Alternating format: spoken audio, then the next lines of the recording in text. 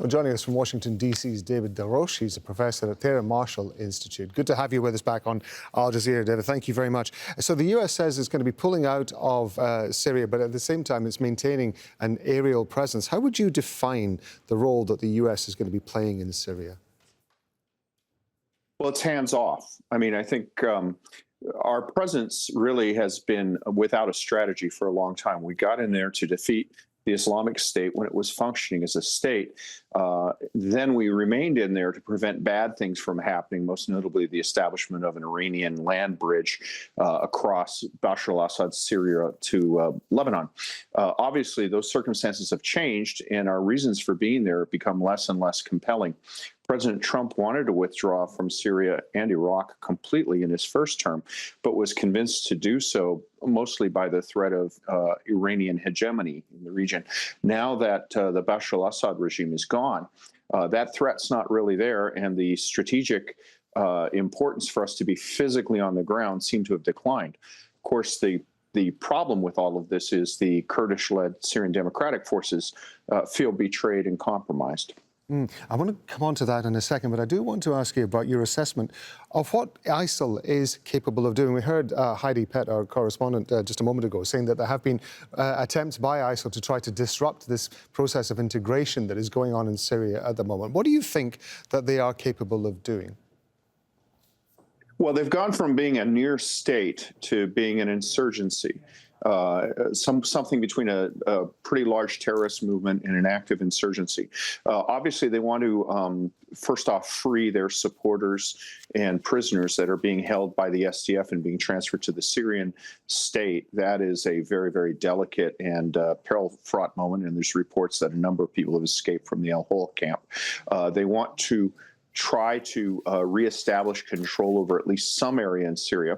And the places, in southern Hasaka province, the Arab-controlled parts of eastern Syria are ISIS's natural incubation center. So they're operating on home ground as an insurgency. And I think if they feel that their interests are compromised, just as they did in western Iraq when basically the Iraqi government was an arm of the Dawa party, Shia militia, they're going to oppose the government. So it's a delicate matter. It's going to require a lot of judgment.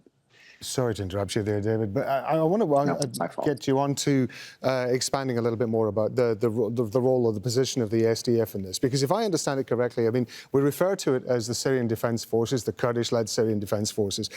In many ways, that's a broad umbrella name, isn't it, for a variety of different groups that are all, some of whom are operating independently of others. And in terms of the integration and in terms of any sort of cohesive action against ISIL, how difficult does that make it when you're trying to bring all of these groups together to integrate them with the army, but at the same time get them to face a potential threat from ISIL? Well, they fought ISIL. They were really the guys who provided the bulk of the land power against ISIL. And the United States and the international coalition was primarily indirect fire, air power, and mentorship. So they recognize that if ISIL takes command, they will be the first target in any area that ISIL controls. So fighting ISIL and the desire to fight, that's not an issue. The issue is whether they'll be able to do that once they're integrated or at least brought under the framework of the Syrian state, which contains many people who have a past history of not confronting ISIL the way these guys are, to put it mildly. So I think that they will look out for their own interests, and they are the segment of the eastern Syrian population who recognize that ISIL is contrary to their well-being. The bigger threat is if the Syrian state is seen to not represent the interests of the people who live in any part of it, inevitably you'll get some form of terrorism, insurgency, and in eastern Syria that would be ISIL or ISIL Mark II. In terms of the integration process itself, we are talking about two sides, the Syrian army and the SDF, who up until very recently were fighting each other, in particular in certain parts of the country. In your assessment, how easy or difficult is it going to be to try to integrate these two groups who have, I mean, you saying that it's going to happen is one thing, making it actually happen is another, particularly when you're dealing with, in some cases, I would imagine, very deep-seated opinions? Yeah, exactly. It's going to be a very, very difficult issue. And the agreement is that individual SDF fighters will be brought into the Syrian army as individuals. That would probably be the best case for a unitary Syria, but I think that what's more likely is something we'll see akin to the Kurdish forces in Iraq, where they are under the state, funded by the state, provided general guidance and some equipment by the state, but are kind of de facto semi-sovereign.